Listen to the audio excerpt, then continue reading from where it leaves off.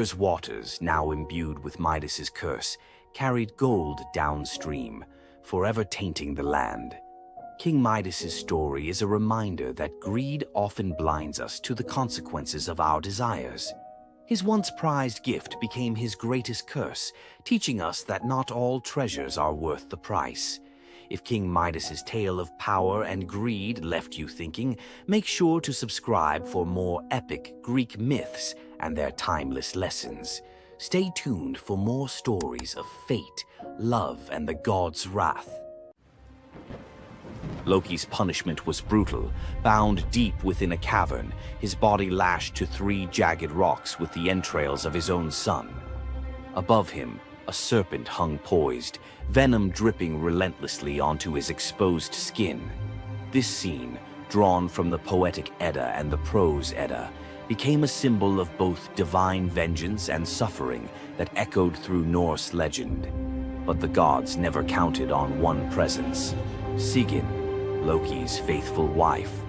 Her hands trembled as she knelt beside him, catching each drop of poison before it could sear his flesh. Her quiet devotion became a fragile shield against the god's wrath. Why did she choose loyalty over escape? The answer reveals a truth about love that endures even when the world itself seems lost to darkness.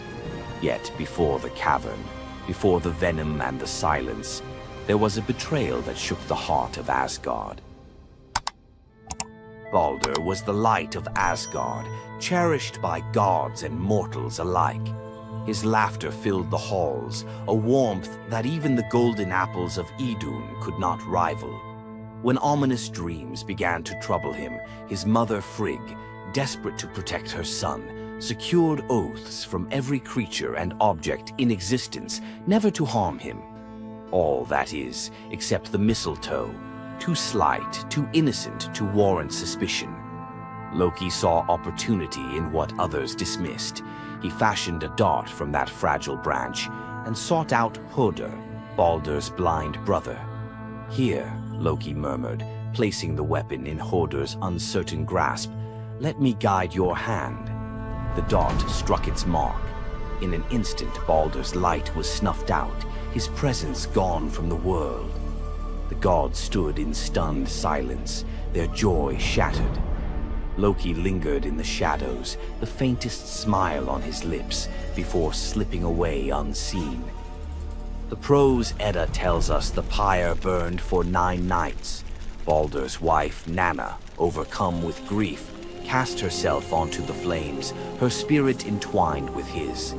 The gods heaped treasures upon the funeral bier, Odin's ring Draupnir, Baldur's own ship Hringhorni, to honor him, but no offering could fill the void left behind. The air grew heavy with suspicion. As the smoke twisted skyward, word spread of an old woman whispering to Hoder in the moments before the fatal blow.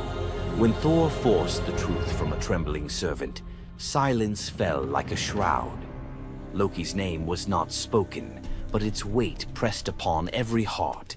The gods had tolerated his mischief, his clever lies, even the theft of Sif's hair. But this was different. The poetic Edda names him plainly: Loki, the guileful who brought it about, from which all misfortune came. Odin convened the gods to pass judgment.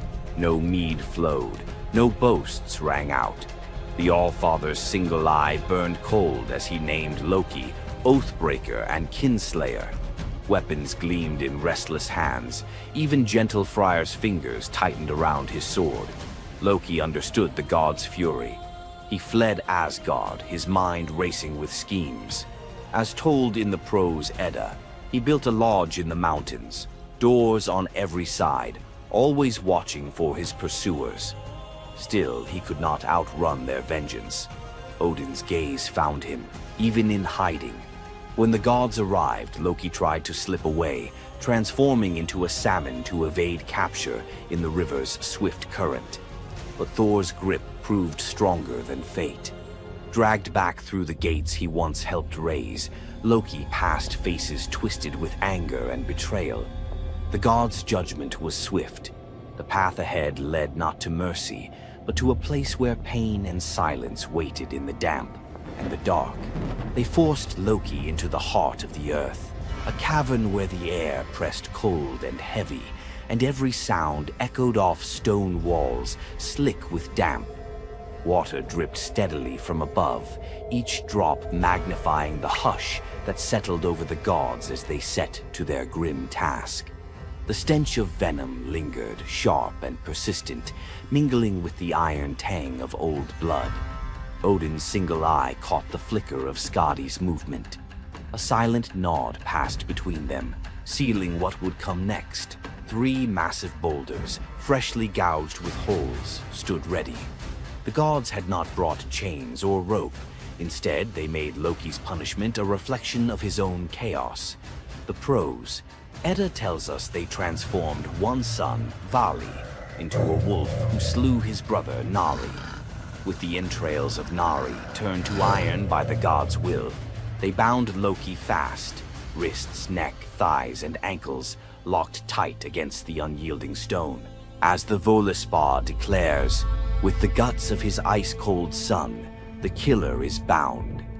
Each knot and twist was deliberate, a reminder that his own blood now held him captive. The weight of the rocks pressed into his flesh, a constant ache that would never fade.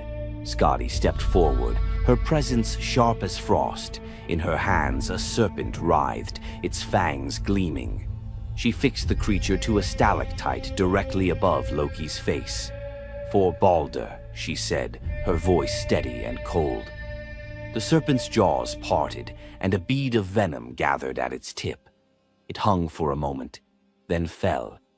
Loki's scream reverberated through the cavern, his body arching in agony as the venom burned into his skin. The pain was relentless, searing into bone, and the world above felt its echoes, earthquakes shaking Midgard, rivers shifting, the roots of Yggdrasil quivering. The gods watched in silence, their faces unreadable. Justice, they believed, had been served. As the serpent's venom continued its slow assault, the rhythm of torment became all-consuming. The next drop formed, poised to fall. Then a figure emerged at the edge of the chamber, a woman, silent, a wooden bowl cradled in her hands. Sigin's arms were blistered, her sleeves stained, but her grip was unwavering as she stepped into the circle of pain. The cavern held its breath. Sigyn knelt, her presence a quiet defiance. The venom hissed into the bowl, wood darkening with each drop. The gods turned away, their judgment complete, but the story within the cavern was only beginning. The bowl rested in Sigyn's hands, its wooden sides polished by hours of silent endurance. She knelt on the cold stone, skirts bunched beneath her, and waited for the serpent's venom to fall. The first drop struck with a hiss, a thin wisp of smoke curling up as Loki's breath caught in his throat. She kept her gaze fixed on the bowl, her resolve anchored by the rhythm of her task. Time unraveled in the cavern, marked only by the relentless cadence of the venom. Drip, catch. The liquid sizzled as it struck the wood, the heat seeping through Sigyn's calloused palms. Each shift of her grip was subtle, a quiet adjustment to keep the bowl steady as her arms ached. Above, the serpent's shadow twisted over the stone, its coils unmoving, its venom gathering in slow, deliberate drops. Loki whimpered, bracing for pain that had become his constant companion. The sound of his dread was sharper than his cries.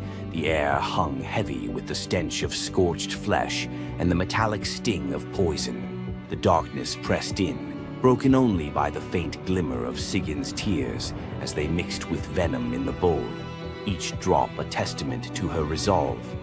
The silence between drops was punctuated by Loki's ragged breaths and the distant echo of water dripping from the cavern walls.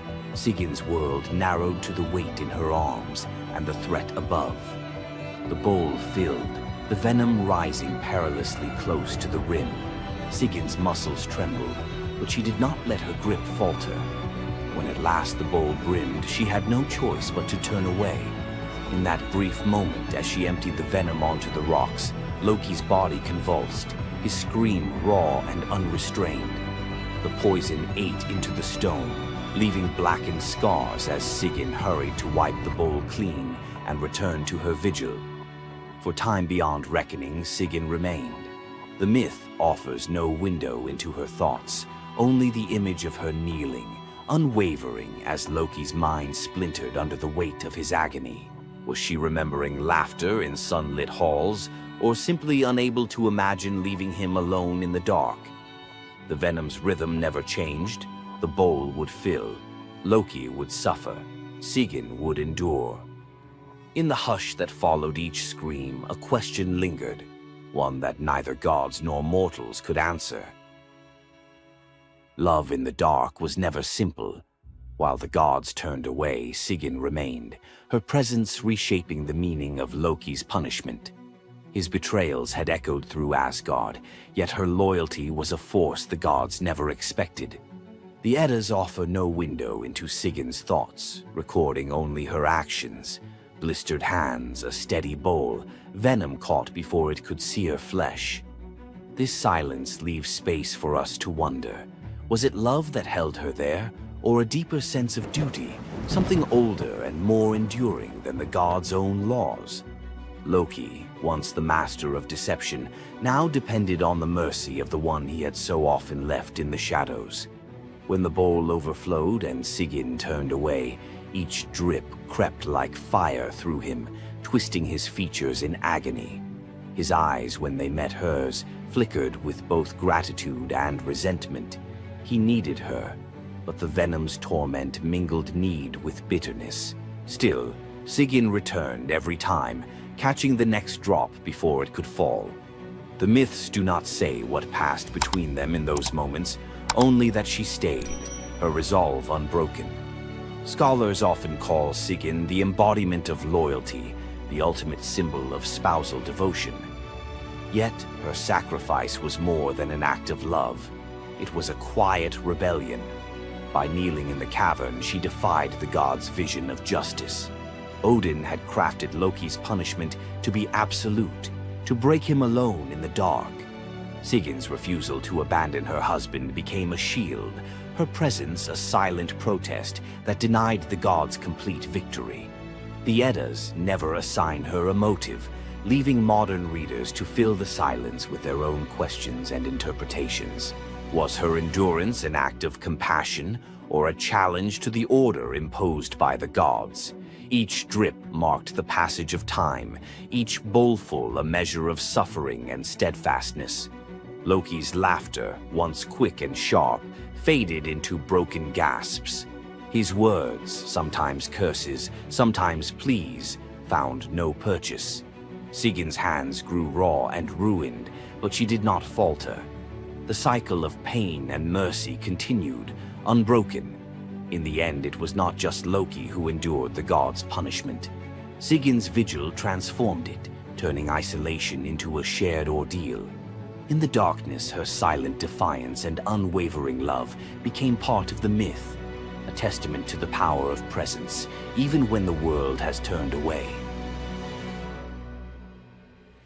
Sigyn's vigil stands as one of Norse myth's quiet marvels, a steady presence in the shadows, her strength measured not in battle, but in endurance beside the one the gods condemned. As Loki writhed beneath the venom's relentless burn, Sigyn's hands never wavered. The Eddas remember her not for words or deeds of glory, but for the silent rhythm of her care. Her story reminds us that sometimes love endures in darkness. Sigyn's vigil continues until the twilight of the gods, Ragnarok, whenever that may come. Would you have stayed? If Sigyn's silent strength moved you, let us know in the comments or share your favorite Norse hero below. Ask most people about Greek myth and you get 12 labors, a Gorgon's haircut, or a fire thief nailed to a cliff. Tonight we leave the doom scroll and open the side door, some lesser-known legends where the gods give instead of take. or something you love, silence the group chat because each tale rolls out in 4 acts, exactly like a Netflix mini-EP. First jar on the left, a polished grain of barley the size of a thumbnail. Let's pry it open. Eleusis, dusk. Fields are dust. Demeter still mourns Persephone. Villagers starve, except Triptolemus, teen son of King Celeus, who offers the goddess barley porridge cooked from his final handful of grain. Moved, Demeter turns her grief to gratitude and hands him a leather pouch of enchanted seed. Demeter's next gift is wilder, a bronze chariot yoked to 2 serpents the size of river dolphins. They hiss, but obey her touch. Fly, she tells Triptolemus, and sow the earth. He launches like steam from a kettle, dragons beating emerald wings over seas and mountains, seed flitting from his fist, taking root the instant it kisses dirt. Triptolemus lands in Scythia, demonstrates plowing, and shares bread hotter than sunrise. Their ruler Lyncus smiles, then creeps into the guest hut with a dagger, planning to steal credit. Demeter's serpents coil awake, eyes phosphorescent. Steel meets scale. The goddess materializes and, with a snap, turns Lyncus into the first lynx, forever stalking fields he can never harvest. Triptolemus lifts off again, safer and wiser. Dragons spiraling like living irrigation lines. Everywhere wheat sprouts, famine folds, and villages invent words for thank you. When he finally parks the chariot in Eleusis, Demeter names him patron of farmers and slots a constellation, the sower, above the autumn sky. Rural Greeks still claim that seeing twin shooting stars at harvest means Triptolemus's dragons are checking yields. In Achaean ripes, stonemason Mycilus woke 3 nights running to the same dream. Hercules, lion skin reeking of cedar smoke, beckoned him across the sea to the pebble-dappled waters of Asar. Leaving one's birthplace was illegal, but divine persistence outweighs city ordinances. Neighbors dragged him before the civic tribunal. Verdicts were cast with white, acquit, and black, condemn, pebbles dropped into an urn. Mycilus prayed under his breath. As judges emptied the urn, every stone, white and black alike, shone snow-white. Gasps. No law forbade miracle loopholes, so the council shrugged and released their suddenly blameless defendant. Mycilus sailed west. At Italy's heel, he found the river Asar flashing with pale cobbles, exact match to his dream. He also found an old burial mound dedicated to a local hero named Croton, once hospitable to Hercules himself. Prophecy clicked like a lock. He founded Croton on that spot, planting the first stone in the new city wall with his own calloused hands. 2 generations later, Croton would dominate Magna Graecia in athletics and medicine, home of Milo the wrestler and Pythagoras' school. Locals still tell tourists to pocket a white pebble for courage. Hercules' ancient thumbs up. On Crete, baby Zeus hides from Cronus inside the Idaean cave. A gentle goat, Amalthea, nurses him with milk so sweet it smells of thyme. Curate's warriors clash shields outside to drown infant cries. Toddler Zeus, already wrestling destiny, grabs Amalthea's horn during roughhousing. It snaps off. Horrified, he touches the broken horn and wills it to pour ambrosia and jewels, an apology in infinite supply. The horn becomes cornucopia, everlasting symbol of abundance. Amalthea is lifted to the stars as Capella, brightest goat in the sky. Every harvest festival, Greeks tip wine from a horn-shaped rhyton, so the cave child remembers. The practice survives today in the very shape of Thanksgiving centerpieces, because one young god learned that breaking something you love can birth generosity that never runs dry. Argos prepares a grand procession to Hera's temple 6 miles away. Oxen assigned to pull the gilded cart of Priestess Sidip, aka Mo or Awor. Her sons, athletes Cleobis and Biton, lock eyes and shrug. Where are the oxen today? They yoke themselves, veins corded, and drag the 2-ton cart under Mediterranean noon. Crowds scatter petals, sweat rains on marble road. At the temple steps, mother dismounts, trembling with pride. Sidippe prays, "Great Hera, grant my sons the best blessing a mortal can have." After sacrifice and feast, the exhausted brothers fall asleep in the sacred hall, smiles still ghosting their faces. They never wake. Peaceful exit at peak glory, Hera's idea of the highest gift. Argives commission life-size statues at Delphi, muscles forever flexed.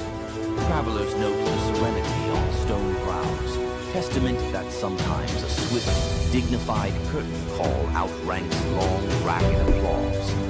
Young Taurus, demigod son of Poseidon, pilots a skiff scouting for new colonies. The storm detaches rudder from reality. Mast snaps like uncooked spaghetti. Waves swallow everything but Taurus clinging to driftwood. Poseidon, scanning seafloor currents, flicks his trident. A dolphin larger than a rowboat rockets upward, scoops Taurus, and planes across the wine-dark sea like a living surfboard. At dawn, the dolphin deposits him on Italy's sunlit heel. Taurus climbs a bluff, sees fertile plains ribboned by a gentle river. He plants Poseidon's miniature bronze trident in the sand and declares a new polis.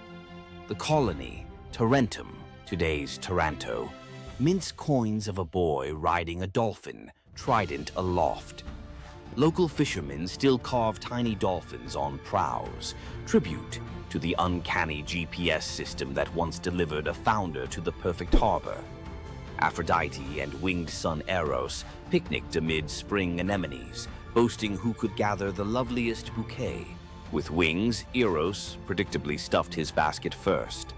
Enter Peristera, a mortal handmaid collecting herbs nearby. Seeing Aphrodite's crestfallen smile, she wordlessly tipped her own armful of blooms into the goddess's basket. Eros protested, "Rules breach." Aphrodite just laughed, victory fragrant in her arms. Jealousy and Cupid's arrows share barbs.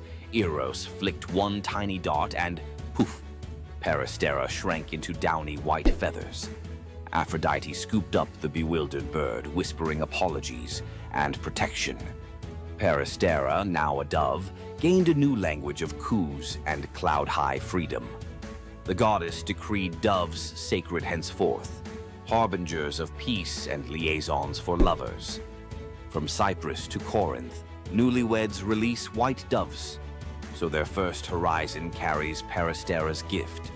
Help your friends win, and you may end up airborne, emblematic, and forever cherished by a goddess who remembers favors. Cretan teenager Epimenides entered a cave seeking a stray lamb. Cool air lulled him into a nap on soft moss. When he stepped back into sunlight, the lamb was a weather-bleached skull, and his town looked upgraded. He'd slept 57 years. Word of the time traveler raced to Athens, then reeling under plague and factional strife. They summoned Epimenides. He prescribed symbolic spring water baths for citizens and a cleansing of unjust murder cases, the world's first state-sanctioned amnesty. He also ringed the city with incense-burning altars to the unknown god, appeasing whichever deity felt snubbed. Within a year, the plague receded, civic tempers cooled. Grateful Athenians offered gold. Epimenides accepted only vines for his Cretan temple, proof that sleep had taught him value over price. Legends credit him with tweaking the Greek lunar calendar and penning riddling prophecies. Even today, Cretan shepherds warn drowsy companions, "Nap too long in a sacred cave, you'll wake up a consultant." Aristaeus, son of Apollo and huntress Cyrene, loved tinkering. Olives here, cheese there. When shepherds complained of wild honey going rancid, Aristaeus studied bees like living alchemy. Nymph tutors taught smoke calming and linen veils. Soon, Aristaeus produced honey rumored to heal fevers. Even Olympians craved his combs. One blistering summer, disease wiped out his hives. Desperate, he consulted shape-shifting Proteus, who advised a strange remedy. Sacrifice 4 bulls and leave their carcasses sealed. From decay rose new swarms, robust and disease-proof, the mythical origin of begonia, or bee birth. Greek farmers copied the ritual symbolically with perfumed ox hides draped over empty hives at spring equinox. Aristaeus planted thyme to flavor future honey, invented the first clay smoker, and dedicated his success to the seasonal Etesian winds, ensuring cool breezes helped the bees cap wax perfectly. Modern beekeepers in Greece still call a sudden helpful wind Aristaeus's breath. Zeus and Hermes, disguised as dusty travelers, canvassed a Phrygian village for lodging. Gold door mansions slammed shut. Only an aged, poor couple, Baucis and Philemon, welcomed them into a mud brick hut. They served cabbage soup, pork scraps, and local wine. Mid-pour, Baucis noticed the jug stayed full. Eyes widened. Guests revealed divine light. The couple's first instinct? Ask the gods to spare their nasty neighbors if possible. Mercy before schadenfreude, classy. The village morphed into a marsh. The hut blossomed into marble columns. Zeus offered any reward. They chose to be temple keepers and to die together. Years later, as breath slowed, bark crept over their skin. Philemon an oak, Baucis a linden, branches intertwined over the temple forecourt. Travelers claim the twin trunks still rustle blessings on strangers who share food with drifters. Local children leave tiny cups of soup under the roots, because kindness apparently scales from hut to eternity tree. From marble votes that rewrite destiny to bees reborn in golden sunlight, tonight's legends hum one chord. Generosity, of spirit, of risk, of welcome, catches the gods' attention faster than any heroic flex. Drop a comment naming the myth that lit you up and tell us how you'd translate its core gift into today's life. Food bank pop-ups, urban beehives, pop-up nap piz. Best idea gets animated into next episode's intro, your username in ancient Greek graffiti. If tonight rekindled your sense that the universe sometimes rewards the generous, like the video, subscribe for more secret corridors of myth and tap the bell so the algorithm's dolphin swims our next story straight to you. Until then, keep a white pebble in your pocket, a spare bouquet for a stranger, and an ear attuned to wind that maybe, just maybe, started in a very old apiary. Ever wondered what it would be like to walk through the ancient world and encounter mythical creatures from Greek mythology? Get ready to meet the beasts that shaped legends. In Greek mythology, creatures were more than just beasts. They were symbols of the forces of nature, God's will, and humanity's struggle with the unknown. From the terrifying Minotaur lurking in the labyrinth to the mesmerizing sirens luring sailors to their doom, these creatures were as captivating as they were dangerous. The mighty Hydra, with its multiple heads that regrew each time they were cut off, was a symbol of unstoppable power. The Cerberus, the three-headed dog guarding the gates of the underworld, represented the barrier between life and death. But not all mythical creatures were monsters. The graceful Pegasus, a winged horse born from the blood of Medusa, symbolizes freedom and the pursuit of the heavens. These creatures still live on in our stories, haunting the shadows of ancient Greece and whispering through the winds of time. Which Greek mythological creature fascinates you the most? Share your thoughts and don't forget to subscribe for more legendary tales from Greek mythology.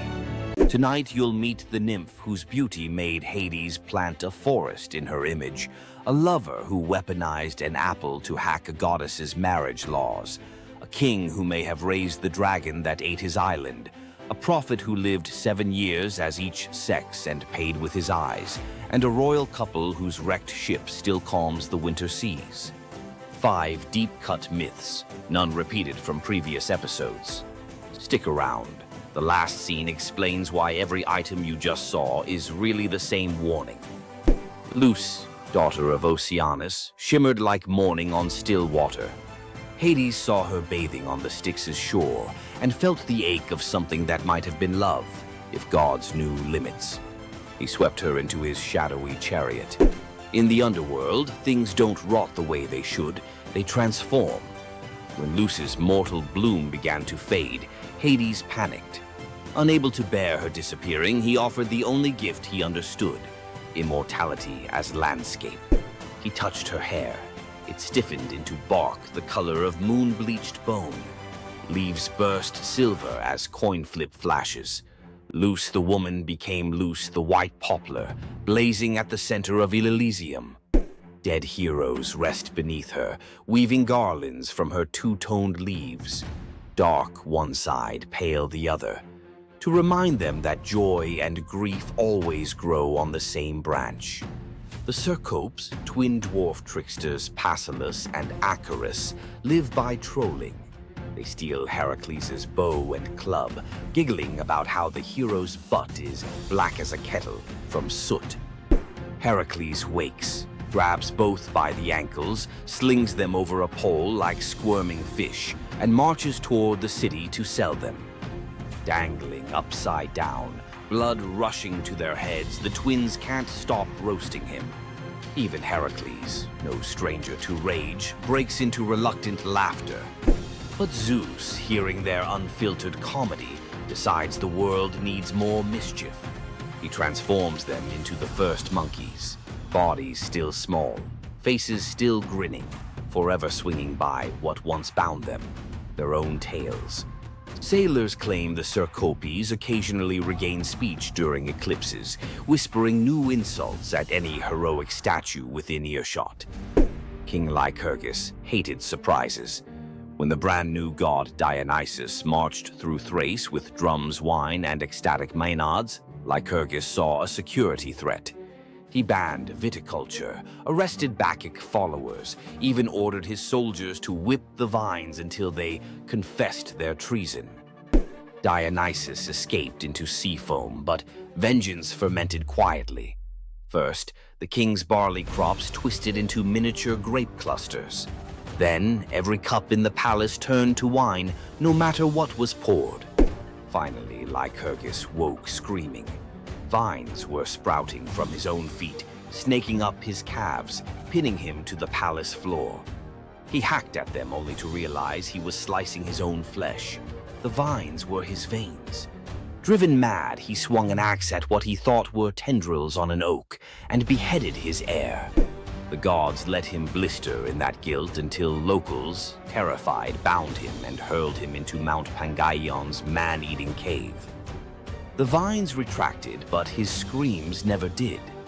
Acontius, a handsome nobody from Chios, spots rich girl Cydippe under the temple colonnade.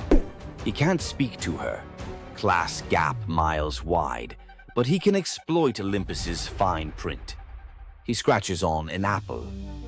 I swear by Artemis to marry Acontius.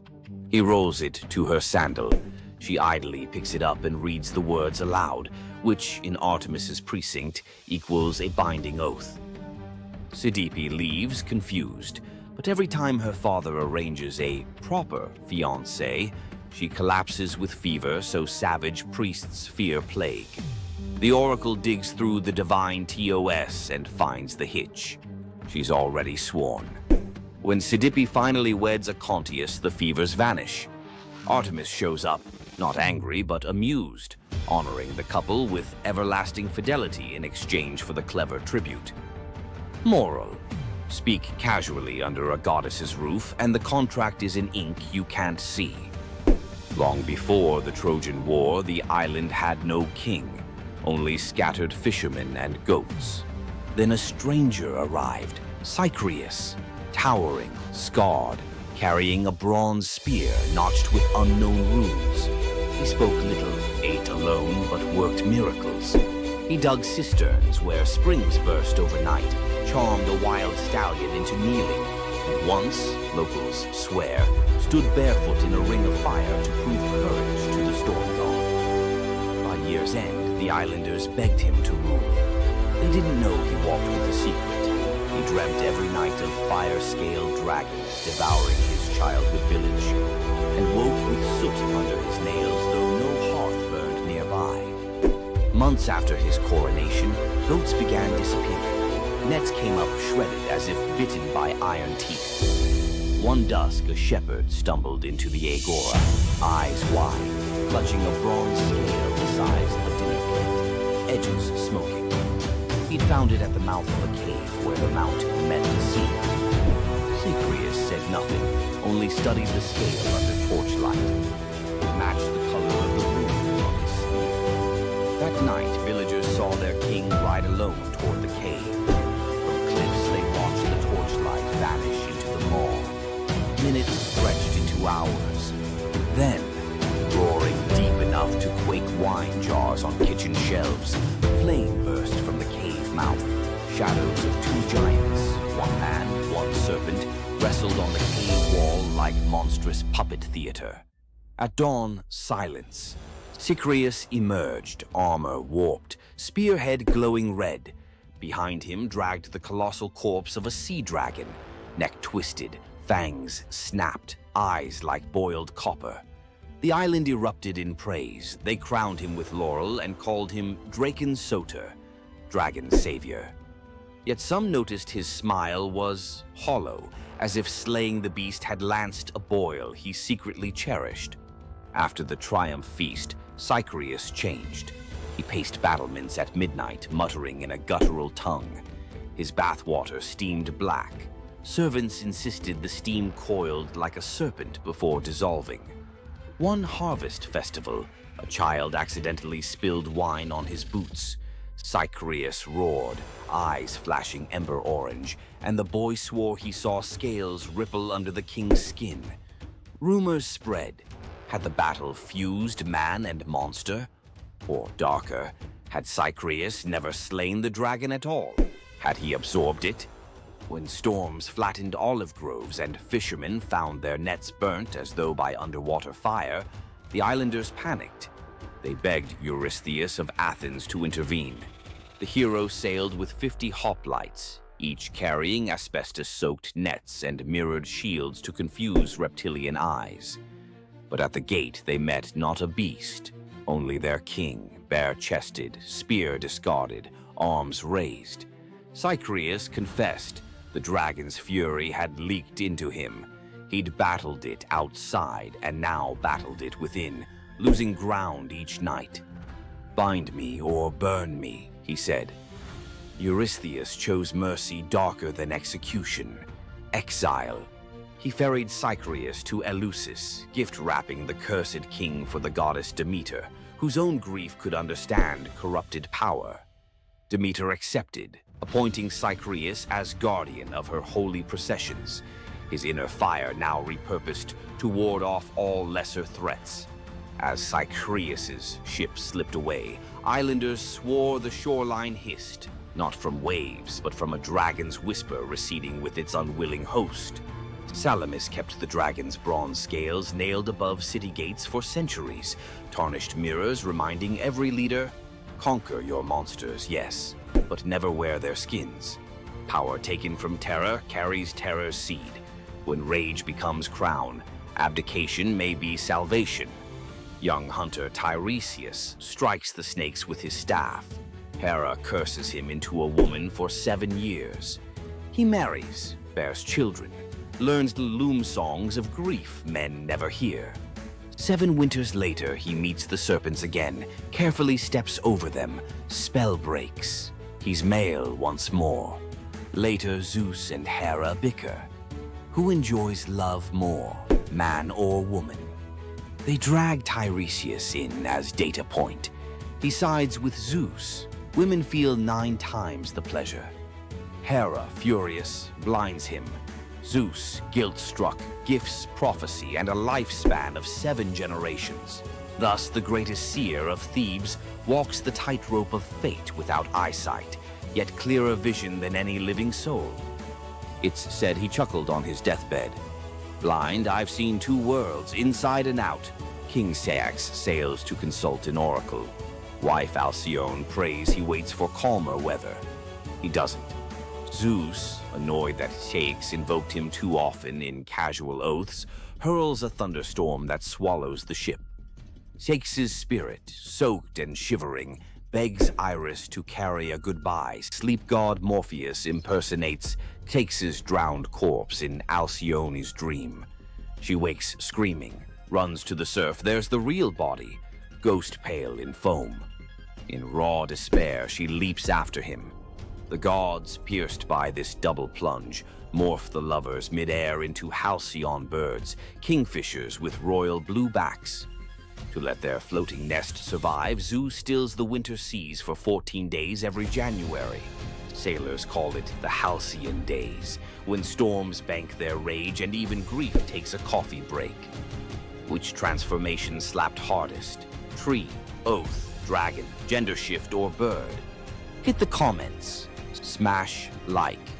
If you'll think twice before reading random fruit out loud, subscribe for next week's plunge into the 3 mortals who blackmailed the fates. And ring that bell. Unlike Zeus's thunder, it won't roast you for imposter syndrome. See you in the halcyon calm. Centaurs. Half man, half horse. Heroes or savages? Think you know the full story? Wait until you uncover the darker side of these iconic creatures. Watch till the end to discover what ancient myths don't tell you about the Centaurs.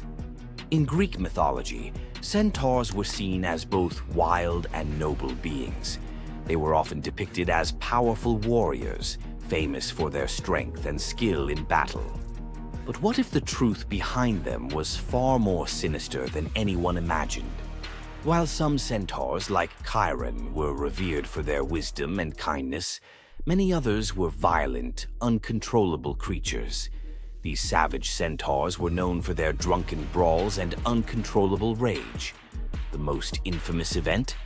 The Battle of the Lapiths and Centaurs, where they fought against the Lapiths during a wedding feast, leading to a massacre of both men and women. Their brutal behavior was more than just a mythological tale. It symbolized the chaos that could occur when civilization collided with the wild, untamed forces of nature. But why did the Greeks depict centaurs this way? Was it a cautionary tale about the dangers of unchecked power and savagery, or a deeper reflection on humanity's struggle between reason and instinct? The darker truth behind the centaur myth might just hold the key to understanding the wild, primal side of ancient Greek culture. Centaurs are more than just mythical beasts. They represent the conflict within us all.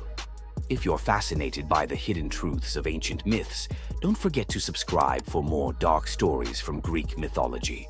What makes Zeus, the mighty king of the Greek gods, one of the most fascinating figures in mythology? Is it his unparalleled power over the skies, his cunning strategies, or the sheer drama of his endless affairs? While his tales are legendary, there's one story that stands out: the epic battle that earned Zeus his throne, the Titanomachy. This isn't just a story of a god's rise to power, it's a tale of rebellion, alliances, betrayal, and the ultimate struggle between 2 generations of divine beings. Stay with us as we dive into the myth of the Titanomachy, Zeus's role in overthrowing the Titans, and the secrets that shaped his reign. Before Zeus became the king of the gods, his father, Cronus, ruled the cosmos. Cronus was the youngest of the Titans, a race of primordial deities born of Uranus, the sky, and Gaia, the earth. The Titans were immensely powerful, but also deeply flawed. Cronus had gained power by overthrowing his own father, Uranus, in a brutal act of betrayal. But just as Cronus had betrayed his father, a prophecy loomed over him, warning that one of his own children would overthrow him. To prevent this, Cronus took a horrifying precaution. He swallowed each of his children as they were born, imprisoning them in his stomach for eternity. But Gaia, the ever-watchful mother of the gods, wasn't about to let this happen again. When Rhea, Cronus's wife, gave birth to Zeus, Gaia devised a plan. Rhea tricked Cronus by handing him a stone wrapped in swaddling clothes, which he swallowed, believing it was his newborn son. Meanwhile, Zeus was spirited away to a hidden cave on the island of Crete, where he was raised in secret. Zeus grew up under the care of nymphs and a goat named Amalthea, who nourished him with her milk. As he matured, Zeus learned of his father's tyranny and vowed to free his siblings and challenge Cronus's rule. Zeus couldn't take on Cronus and the Titans alone. He needed allies. His first move was to rescue his siblings trapped inside Cronus. With the help of the goddess Metis, Zeus tricked Cronus into drinking a potion that caused him to vomit up his children: Hestia, Demeter, Hera, Hades, and Poseidon, fully grown and ready for battle. Now united, the 6 Olympian siblings declared war on Cronus and the Titans. But the Titans were powerful, and the war, known as the Titanomachy, would rage for 10 years with no clear victor. Realizing they needed an advantage, Zeus turned to the most unlikely of allies, the Hecatonchires and the Cyclopes. These were monstrous children of Gaia and Uranus, imprisoned in Tartarus by Cronus out of fear of their immense power. The Hecatonchires had 100 hands and unparalleled strength, while the Cyclopes were master craftsmen. Zeus descended into Tartarus, defeated its terrifying guardians, and freed these imprisoned beings. In gratitude, the Cyclopes forged weapons for Zeus and his brothers. Zeus received the thunderbolt, Poseidon the trident, and Hades a helmet of invisibility. With these tools and the raw power of the Hecatonchires, the Olympians finally had the upper hand. The final clash of the Titanomachy was a cosmic spectacle. The Titans, led by Cronus, unleashed their full fury, shaking the very foundations of the universe. Mountains crumbled, seas boiled, and the skies erupted in chaos. But Zeus and his allies were relentless. Zeus hurled his thunderbolts with unerring precision, scorching the battlefield and scattering the Titans' ranks. Poseidon unleashed massive earthquakes, and Hades used his helmet of invisibility to sow confusion among their enemies. The Hecatonchires proved invaluable, hurling massive boulders with their 100 hands, overwhelming the Titans. One by one, the Titans fell, their immense power no match for the combined might of the Olympians and their allies. Cronus was the last to fall. Zeus struck him down with a thunderbolt so powerful that it split the skies. With Cronus's defeat, the Titanomachy was over. With the Titans defeated, Zeus and his siblings faced a choice: what to do with their vanquished foes. In a move both strategic and ruthless, Zeus imprisoned the Titans in Tartarus, deep within the underworld, where they would remain for eternity under the watchful eye of the Hecatonchires. Zeus then divided the cosmos with his brothers.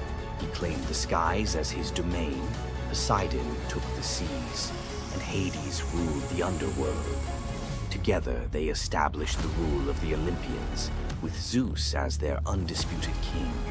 But the Titanomachy left scars. Gaia, enraged by the imprisonment of her Titan children, gave birth to new monstrous beings to challenge Zeus's reign. Among them was Typhon, a creature so fearsome that even the gods trembled before him.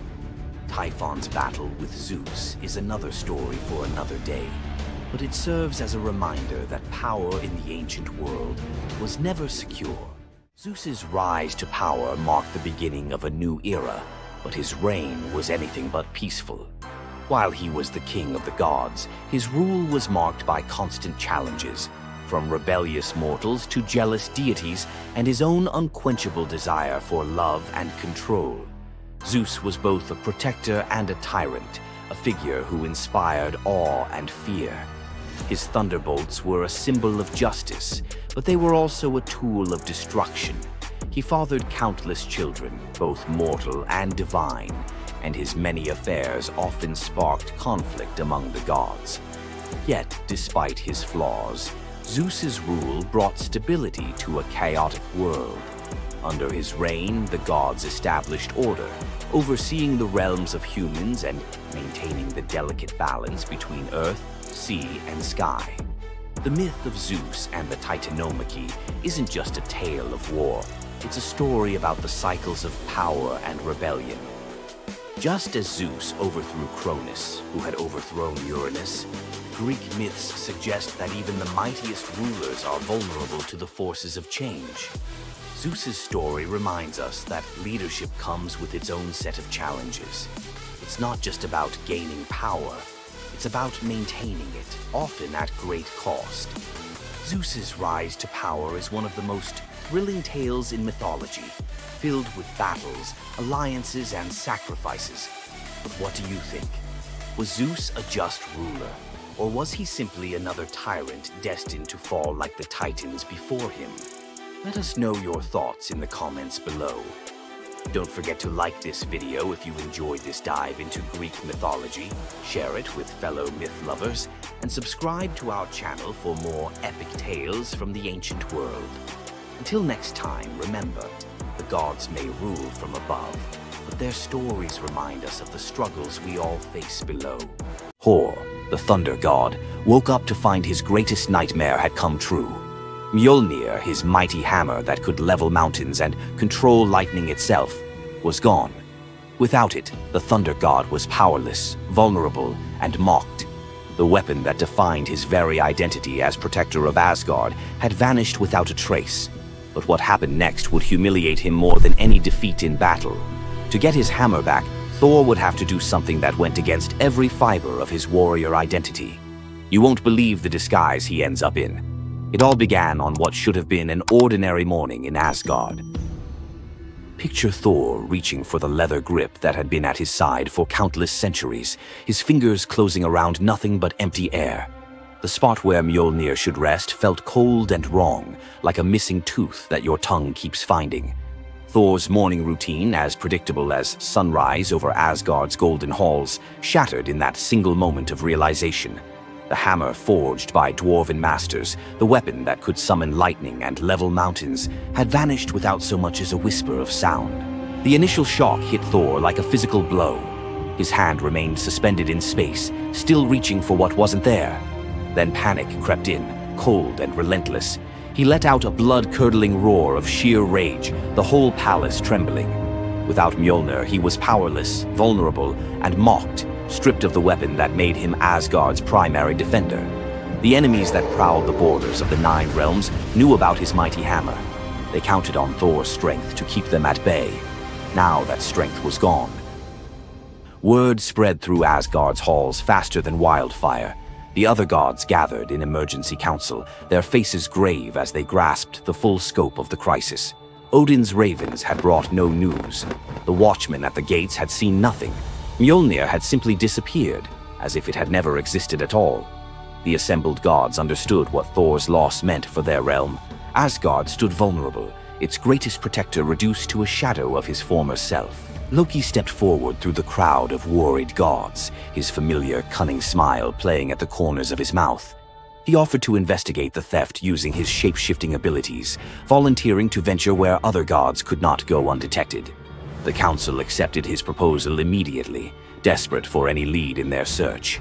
Thor watched his brother prepare for the mission, knowing that Loki's success or failure would determine his own fate. Loki first borrowed Freya's magic feathered coat, allowing him to fly in falcon form to Jotunheim without raising alarms. Each dead end pushed Thor deeper into desperation. He imagined facing his enemies defenseless, their laughter echoing as they realized the thunder god carried no thunder. The trail finally led to the most dangerous territory of all, Jotunheim, the realm of the giants. Loki strode into the council chamber with the confident gait of someone who had solved a mystery, but his expression carried an ominous weight. The giant Thrym, lord of the frost giants, had openly boasted about his theft from his massive throne of ice and stone. He had buried Mjolnir 8 leagues beneath the frozen earth of his realm, thrice deeper than any giant's hall, he claimed, placing it where even Thor's strength would be useless.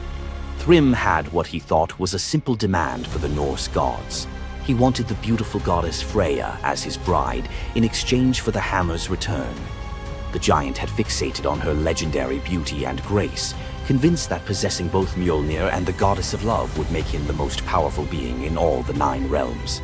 His arrogance knew no bounds as he described his elaborate wedding plans to Loki, speaking of golden halls and feasts that would last for weeks. Thrym believed the gods had no choice but to accept his terms. When Loki spoke to the council about Thrym's demand, the council fell silent. Freya's reaction shattered the tense quiet that followed Loki's report, causing her rage to break the Brysinger necklace, its gems scattering across the floor in glittering fragments. She declared she would rather throw herself into the deepest ocean than marry the frost giant who dared make such a demand. The gods found themselves trapped in an impossible situation. They could sacrifice one of their most beloved goddesses to a giant's lust, or they could leave Thor permanently weakened and Asgard vulnerable to every enemy that prowled the borders. The council erupted in frantic debate. Some suggested launching a full assault on Jotunheim, but Thrym's fortress was impregnable and his army vast. Others proposed trickery or negotiation, but every path led to either devastating war or humiliating surrender. Heimdall, the far-seeing guardian who watched over the Rainbow Bridge, had remained silent throughout the heated discussions. When he finally spoke, his words stopped every conversation in the hall. His suggestion was so outrageous, so completely unthinkable, that even Loki's jaw dropped open in shock. The gods stared at Heimdall as if he had lost his mind, but they were out of other options. What he proposed, however, would challenge everything Thor stood for as a warrior. Heimdall's words hung in the air like a challenge to the very foundations of Norse honor. The far-seeing god had suggested that Thor disguise himself as a bride and infiltrate Thrym's wedding feast to recover Mjolnir. He spoke with calm authority, tie housewife's keys about his waist, and pin bridal jewels upon his breast. The idea was so fundamentally opposed to Norse concepts of masculine honor that Thor's initial response shook the very walls of Asgard. He declared the plan preposterous and swore he would never hear the end of it if word spread that the Thunder God had dressed as a woman. The assembled gods watched in tense silence as their mightiest protector wrestled with a challenge that could not be solved through brute force or lightning strikes. They had already considered launching a full assault on Jotunheim, but Thrym's fortress was impregnable and his army vast. No other choice remained. Thor paced the hall like a caged wolf, his massive fists clenched as he grappled with the impossible choice between his warrior's pride and his duty to protect Asgard. Every instinct in his body rebelled against the idea of abandoning his identity as a fearsome warrior to play the role of a delicate bride. Loki stepped forward with barely contained excitement, volunteering to accompany Thor as his maidservant. The trickster god's eagerness to participate in this elaborate deception revealed his true nature. While Thor struggled with the concept, Loki was already plotting the specifics of costumes, mannerisms, and the lies they would need to maintain throughout their dangerous mission. The transformation began with layers of bridal linen draped over Thor's massive frame. Servants brought forth delicate jewelry, housewife's keys that symbolized domestic authority, and a dainty hood for his head. Finally came the precious necklace of Brysinger. Each item added to the disguise felt like another blow to Thor's warrior identity. When he finally looked at his reflection, the god of thunder saw an unconvincing bride staring back at him. Thor finally accepted the plan because no alternative existed. The unlikely pair prepared to set off for enemy territory, where their deception would face its ultimate test among giants, eager to celebrate their lord's triumph. The great hall of Thrym's fortress buzzed with excitement as giants gathered to witness their lord's marriage to the most beautiful goddess in all the 9 realms.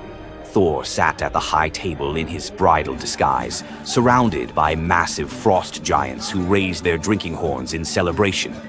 The feast spread before them displayed the giants' wealth and power. Roasted oxen filled enormous platters, fresh salmon gleamed on silver dishes, and barrels of mead stood ready to fuel the night's festivities. Thor's legendary appetite struck like a thunderbolt. He polished off an ox and ate whole salmon in moments, tearing through the meat as if he hadn't eaten in weeks. 3 measures of mead vanished as quickly as if someone had poured them into a bottomless pit. The assembled giants watched in stunned silence as the delicate bride consumed more food than most warriors could handle. Thrym's eyes narrowed with growing suspicion. This goddess ate like a battle-hardened warrior, returning from a long campaign, not like the refined Freya he expected to marry. Loki stepped forward with the smooth confidence of a master storyteller. He spun a tale about Freya's 8-day fast in eager anticipation of reaching Jotunheim and marrying the mighty Thrym. The explanation painted a picture of a lovesick goddess, so excited about her wedding that she had refused all food during her journey. The giants nodded in understanding, their suspicions melting away as they accepted this romantic explanation. Thrym felt honored by such devotion and relaxed completely, his doubts vanishing. Beneath his bridal veil, Thor's rage simmered like molten metal ready to explode. Every moment at the feast brought new challenges as he struggled to maintain feminine mannerisms while surrounded by his enemies. His massive hands shook with barely controlled fury as he watched the giants celebrate what they believed was their victory over Asgard. The critical moment finally arrived. Thrym commanded his servants to bring Mjolnir forth, the very moment Thor had trained his eyes on since dawn. The servants placed the legendary weapon before the disguised bride as part of the traditional ceremony. Thor's fingers closed around Mjolnir's familiar handle, and lightning immediately crackled through the hall. He ripped away his bridal veil and roared his true identity to the shocked giants. Thrym's eyes widened in terror as he realized the bride he had been celebrating was actually the god of thunder himself. Thor swung Mjolnir, killing Thrym instantly after crushing his skull with Mjolnir, then turned on the assembled giants, and even the pleading giantess met Mjolnir's crack before the hall fell silent. The theft that had begun with arrogance ended in complete destruction. This tale reveals how even the mightiest heroes must sometimes sacrifice their pride to protect what matters most. Back in Asgard, the Aesir never spoke of the bearded bride again, though a few still hide a smirk when Thor raises Mjolnir. And we end this story with a very valuable lesson. Never steal Thor's hammer. And if you're going to, don't make him dress like a woman.